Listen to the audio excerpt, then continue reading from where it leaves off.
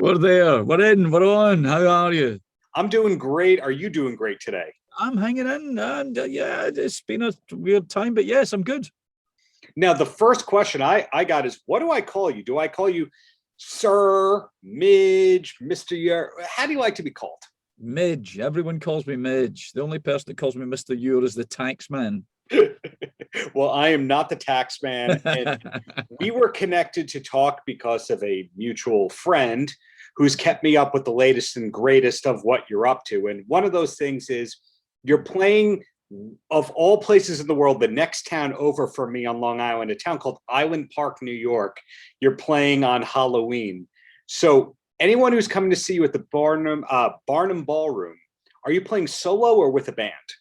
Solo. It's me and an acoustic guitar and a bunch of songs, which may or may not be spooky. I think spooky not in their content, but maybe spooky in their performance. I think that you're one of those artists who really can do anything. And by that, I mean, if they went, hey, so Midge, we need you to play only the hits for 45 minutes. You'd be like, okay. Hey, Midge, we need you to play 2.5 hours with a band. You could do that on no rehearsal. I think that speaks to your skill and your long-term nature of your career, and that you've been willing to try things. Hey, we want an orchestral album of your hits and classics. Okay. We want you to do a feature vocal on an EDM track. Sure. Have you always been that open-minded, or did that happen in recent years? I think it's boredom. Music's like a giant swimming pool, and if you only stick to the one area of music that people expect you to stick to, you might as well be in a paddling pool. There's a whole deep end up there that you haven't even explored. And I've always been one who I mean, artists don't really categorize themselves. The media tends to do that. The media tends to say, yeah, Ultravox, well, they were a bit like Roxy Music, or with a bit of Brian Eno thrown in there and a bit of whatever. And they put you in a little category like a library. You're in the crime category, and you will never come out of that. But artists don't see it that way. Artists just do what they do. And I suppose the world's changing because there's much more collaborations going on between different genres of artists. So it's not quite as kind of separated as it used to be. So yes, I can do an orchestral album. I've just finished an entire instrumental album of textural ambient music. It's all music to me. It's all exciting.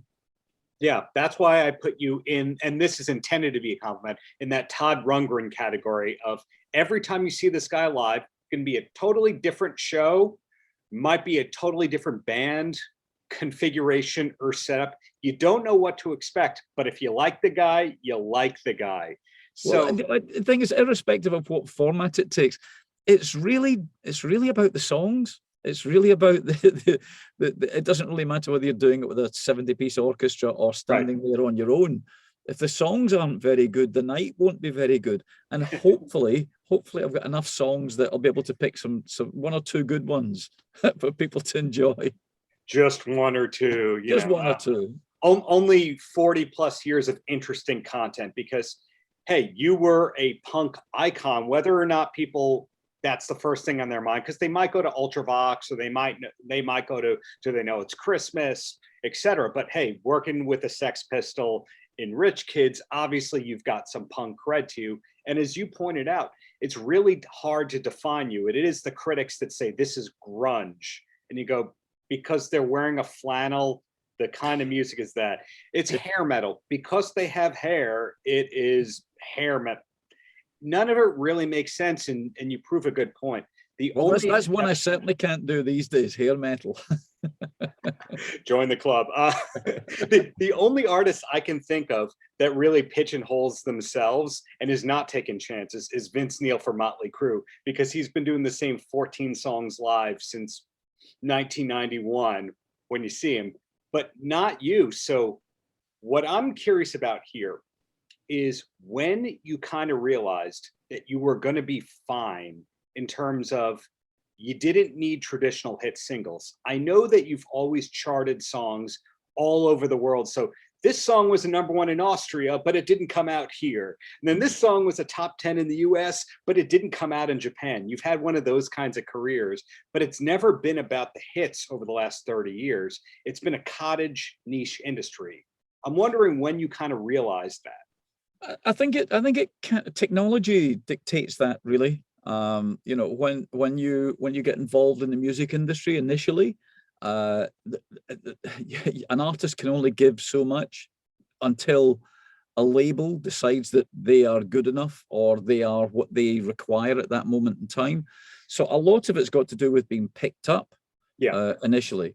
And of course, if things go well for you, there are two types of success. There's the success that an artist has the moment you have written or created or finished a production. That's a success to you because you're happy with it. Mm-hmm. Then there's commercial success, which the artist has got very little to do with. You know, some of it might have to do something to do with how you look, or you know what your hair looks like, or what clothes you're wearing, like you were saying about grunge and the flannel shirts. Some of it may be because that the particular music you're doing at that moment in time is perceived as cool and trendy. But the artist really takes control when technology enables that, when you realize you don't need this massive machine who doesn't really understand you, who will never understand you. What they understand is, is this record a potential hit or not? And that's commercial hits, not is it a good piece of music. So when artists are given the opportunity, and it's usually thrown at the artist. It's usually you're called into the office one day and they say, your services are no longer required, so we don't want you anymore. So luckily, when that stuff happens, or you decide to move, technology changes. So you can make records in your bedroom. You've been doing that for 25 years, with a laptop and some software and a good idea. Now you can make videos quite easily. You can buy the software and put it in your computer and edit videos together. You can do stuff like this. My little multi-camera setup here. I do some performances from here. So you can do all of this stuff now. So technology enables the artist to cut the ties and explore what they find as interesting music, not just what radio format is playing at that moment in time. You just blew my mind right there. Of the thousands of interviews I've done, no one has ever shown me that it was a multi-camera setup that they could just do in a couple of clicks from there, and then also not lose their place while they're speaking. So you just continue to impress all these years later. So something that I'm sure you don't get asked about often, but I'm curious about. I mentioned at the top of this conversation, you're playing the Barn and Ballroom here on Long Island, which is a newish venue, but you've been around so long that you played at my father's place. You've played, I'm guessing you played at Malibu at one point, because every artist that's not from the States got their start through WLIR and then had to play at Malibu. So you were there. I think you played at the Downtown in Farmingdale once. You probably played at the Vanderbilt in Plainview. Does Long Island seem weird to you, or have you just been coming here so long that it's like, yeah, it's another city on the tour? There were two stations when I arrived in America for the first time with Ultravox. I'd been to America once before with Thin Lizzy, but I joined Ultravox at the time. So within 6 months, I was back with my band. Two radio stations would dare to play our music. And one was WLIR in Long Island, and the other was K-Rock in Los Angeles.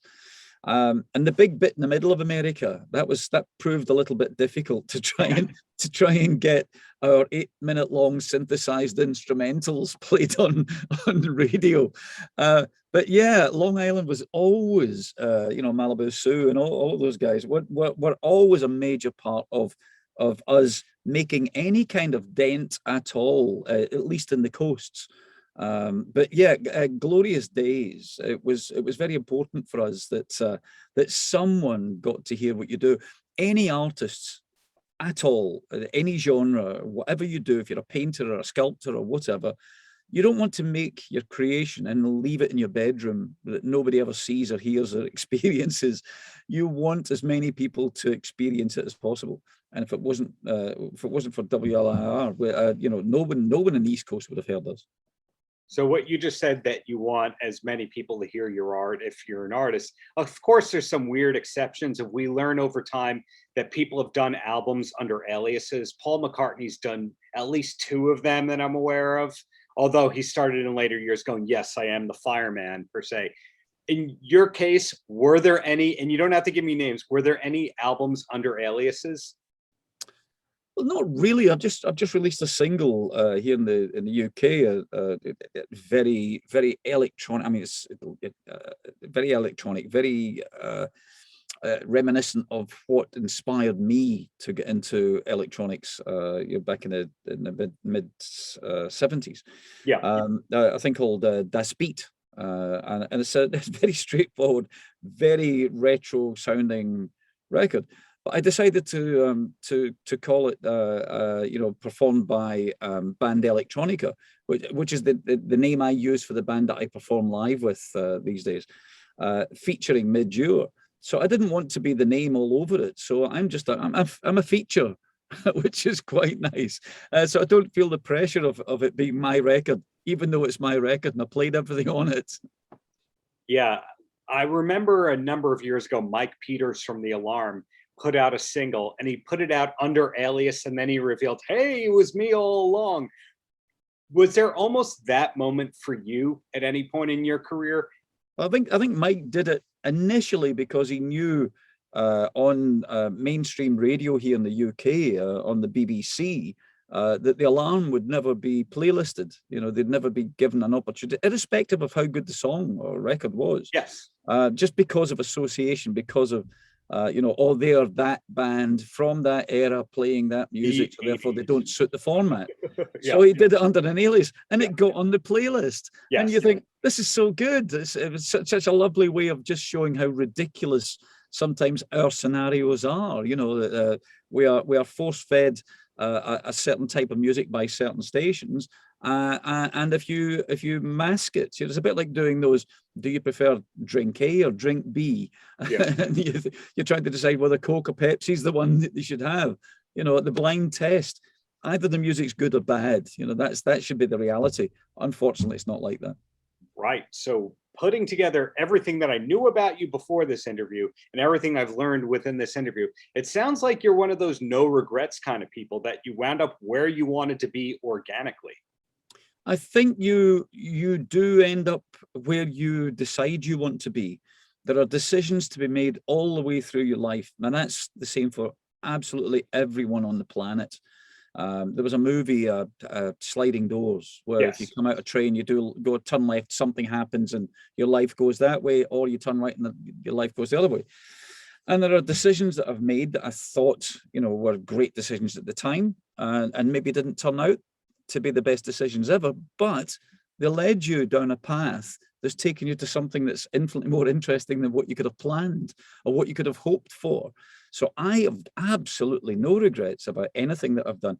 I mean, even the bad decisions turned out to be quite good, and even the really bad times have turned out to be great times. So I can't look back at any of it and think I would change that one little thing. If you change something in the past, I mean, never have ended up here where I am doing what I do right now. Well, 2 quick questions, and then you're a free man from this interview. And the first one is, based on how prolific you've been over the years, I have to imagine that you write almost like it's a day job. That, in other words, you don't have to feel inspired to write. Am I totally wrong about that? That you could treat it like a 9 to 5 and then go, oh, okay, this is good, throw the rest out? Yes, you're wrong. I'd love to say that you know, I've got that kind of attitude about it. You know, I've got my lovely little facility here and all my toys around me and whatever. And I do spend a lot of time here. But it's not something to be forced. I know writers, I know novelists can sit with a typewriter or whatever, look out a window and sit there and make themselves do it for 8 hours a day and maybe come up with 2 lines that are any good. And I just find that like banging your head off a wall. If it's not flowing and it's not coming, I switch it all off and I go and do something else, because it should be a natural thing. So I just spent that, hence the amount of time between album releases for me. You know, there are many years. I mean, entire boy bands have careers, you know, that are over and done with in the amount of space between 2 of my albums coming out. So I just take my time and I get it the way I want to get it, but I just won't force it. To me, prolific is a relative term, because you'll find artists. There's an artist I interviewed the other day who, his album was coming out in 3 weeks from our interview, and the next one was already slated for 3 months after that, and then he'd already written for the following one. And that's a different prolific than, say, Axl Rose, which, yeah, that's 14 years between albums. Usually you're a lot more prolific than you're giving yourself credit for. Well, I do. I mean, I do a lot of different things. So if I don't have an album coming out as an official album, you know, I tour a lot. I produce other artists, direct videos. I do lots of different things that fill my time and keep me interested. So yeah, I suppose there's always something. There's film soundtracks. There's lots of things that I do. So I don't sit around, you know, twiddling my thumbs. I just might not do an album every 3 months. I mean, I can't imagine. You know, Prince, I believe, was kind of like that. I mean, there's tons of material that he's, you know, he'd written and recorded before he died that's never been released. So I mean, that's wonderful. If you are that prolific, I work at a reasonable pace. And have other interests. And have lots of other interests, yeah. Exactly. My last question for you is, do you have a TV recommendation you could pass along to someone who needs a new series to start or a new film? Oh, listen, the 3rd season of Succession has just aired last night, and it's utterly brilliant. Not just the writing and the acting, but the music. The music's just fantastic. It's a brilliant piece of scoring. So that's my new go-to. But unlike you guys, and unlike, you know, some of the streaming services, we have to wait for 1 episode a week. So we now have to wait another 6 days before we see what happens. So we can't just, you know, binge this one. With Succession, it was great to see Alan Ruck get another chance at acting and get it at such a high level, per se, because I think there were so many people that went, that's Cameron from the movie Ferris Bueller's Day Off. That's it. That's all he could ever be. And here we see serious acting chops 30 years after the defining career role that a lot of people thought he'd have. So never give someone up. You know, there's a reason that they did what they did in the first place. Then it might take them a while to find their feet again.